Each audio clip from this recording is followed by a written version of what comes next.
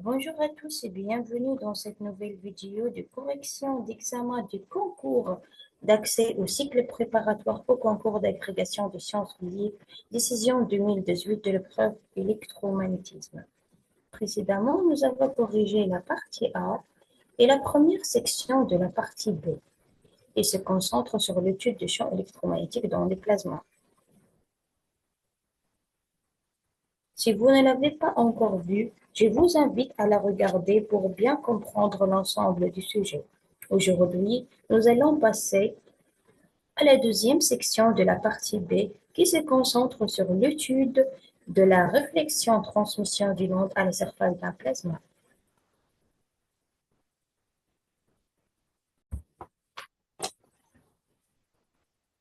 Notre objectif est de vous aider à comprendre les concepts abordés dans cette partie et à éviter les erreurs courantes. Alors, allons-y et commençons avec la première question. Voici l'énoncé. On définit le coefficient de Fresnel R et T par E0R égale à R fois E0 et E0T égale à T fois E0. Réécrire les expressions des champs incidents, réfléchis et transmis, on fera apparaître le coefficient de Fresnel.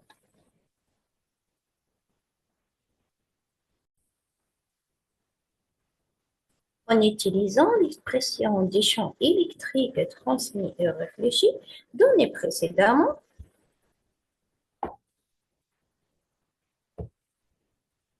et on remplace E0T et E0R par leur expression, on trouve ces expressions. Poursuivons avec la deuxième question.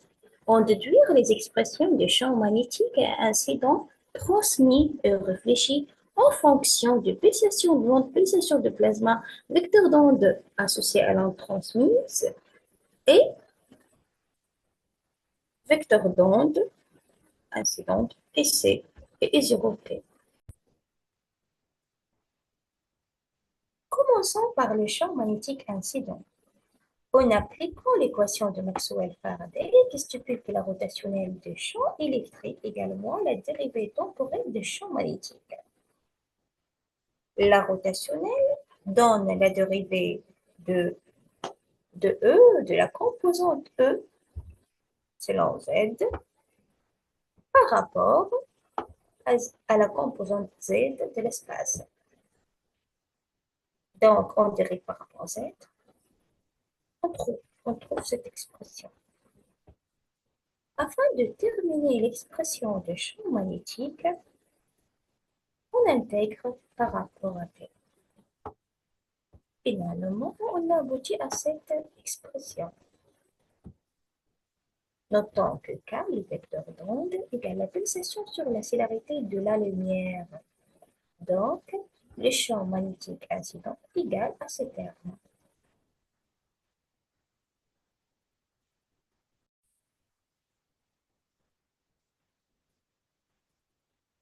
Maintenant, pour le champ magnétique réfléchi, en poursuivant avec le même état.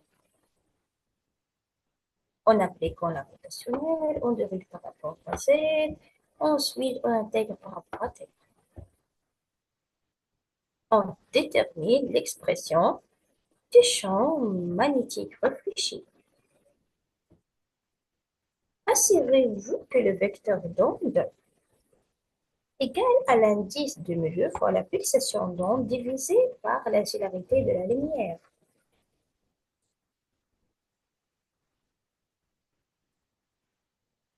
Pour cela, pour le champ magnétique incident et les champs magnétiques réfléchis, on a K égale oméga sur C, car N dans le vide égale à 1.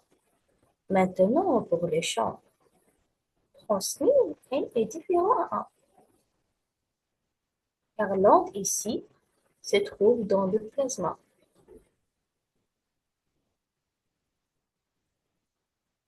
De ce fait, le champ magnétique transmis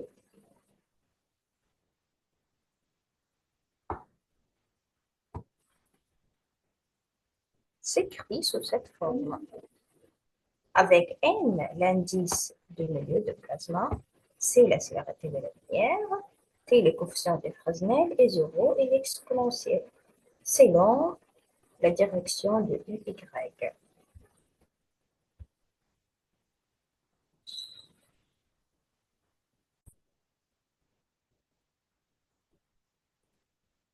Étudions la question suivante.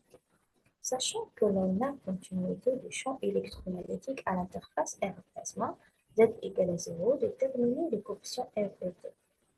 Pour aborder cette question, nous devons rappeler les relations de passage des champs électromagnétiques. Pour les champs électriques, on a la discontinuité de la composante normale et la continuité de la composante tangentielle, qui s'écrit, qui est donnée par cette formule, telle que E2, c'est le champ électrique dans le milieu 2 traversé, moins E1, les champs électriques dans le milieu 1. Dans notre cas, E2, c'est le plasma, E1 c'est le vide. Pour les champs magnétiques, on a la continuité de la composante normale et la discontinuité de la composante tangentielle, qui est donnée par cette formule.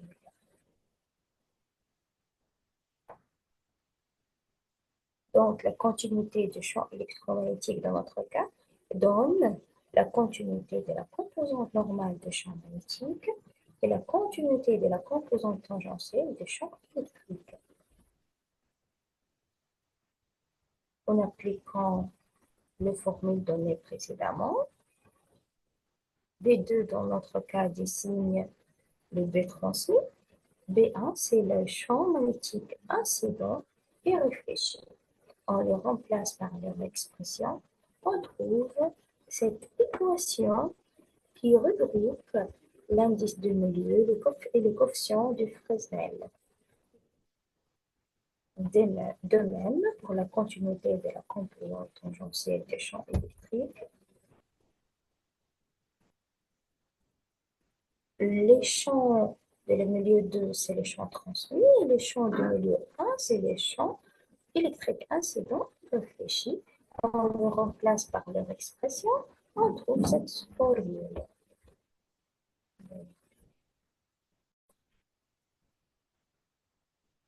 Finalement, on a abouti à un système de deux équations à deux inconnues.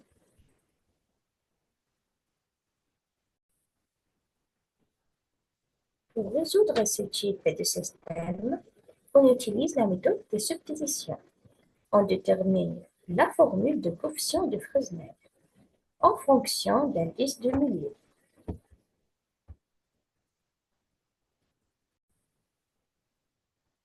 Examinons maintenant la quatrième question. Calculer les valeurs moyennes de vecteurs pointiques associés respectivement aux ondes incidentes, réfléchies et transmises. Nous commençons par revoir la définition du vecteur de Poynting. Le vecteur de Poynting décrit l'énergie de l'onde électromagnétique et caractérise la direction de propagation, telle que le trièdre EB et pi est direct. Aussi, on peut le définir comme une quantité physique qui représente la puissance par unité de surface transportée par une onde électromagnétique.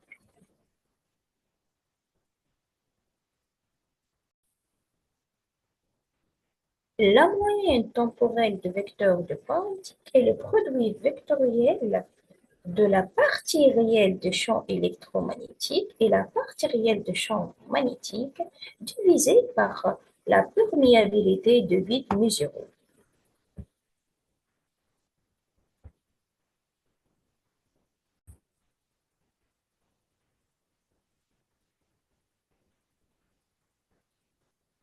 On remplace la partie réelle de champ électrique et champ magnétique par leur expression.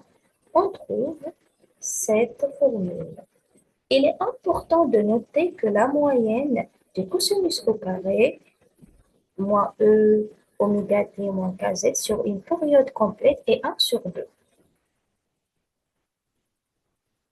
Finalement, on trouve la moyenne de vecteurs de Poynting de champ d'onde incidente.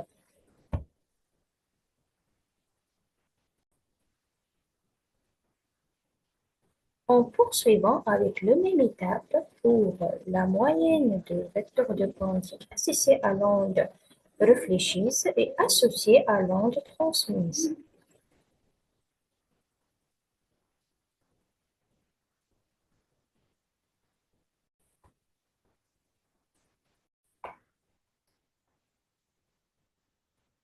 Passons maintenant à la cinquième question. On déduire le facteur de réflexion R et de transmission T aux énergies définies par. Le facteur de réflexion R est égal à moins le rapport de la moyenne de vecteurs de quantique associés à l'onde électromagnétique réfléchie par rapport à la moyenne de vecteurs de quantique associés à l'onde électromagnétique incidente. On trouve, on le remplace par leur terme, on trouve R au carré. De la même manière, on calcule le facteur de transmission T. On trouve que T égale l'ariel d'indice de milieu fois T carré.